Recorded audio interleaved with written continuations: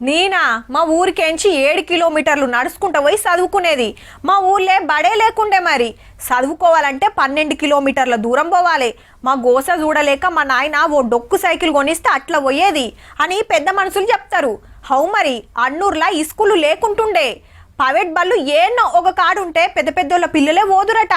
అటెన్క ఊరికోట వచ్చినాయి అనుకోర్రి. అయితే ఆ గవర్నమెంట్ల మూత, ఈ గవర్నమెంట్ తాళం తీత. అప్పుడు పోరలను ఒమ్మన్నారు, ఇప్పుడు రమ్మంటుండ్రు. ఆవు మరి మూతబడ్డ 138 స్కూళ్లు తెరిస్తే 1300 మంది షరీకైనరు ఆల్రెడీ. ఎక్కువ మటుకు రంగారెడ్డి, నాగర్ కర్నూల్, ఖమ్మం, సిద్దిపేట, జగిత్యాల అడ్మిషన్లు నడుస్తున్నాయి. పిల్లలు లేరని, సార్లు రారని, దగ్గర బళ్ళున్నాయని ఏం తక్కువ 2000 స్కూళ్లు మూసేసిండ్రు తెలంగాణ వచ్చిన 10 ఏళ్లల్లా. ఇగేముంది, చదువుకోవాలంటే ఇంకో ఊరికి పోవాలి, లేదంటే ప్రైవేట్ బడిలో షరీక్ కావాలి. కొత్త తెరవాలి గాని ఉన్నే మూసేసుడేందని ఎందరు ఎన్ని మాటలు అడిగినా పట్టించుకోలే. ఇక వీళ్ళు రాగానే చిన్నగా మళ్ళా తెరుస్తున్నారన్నట్టు.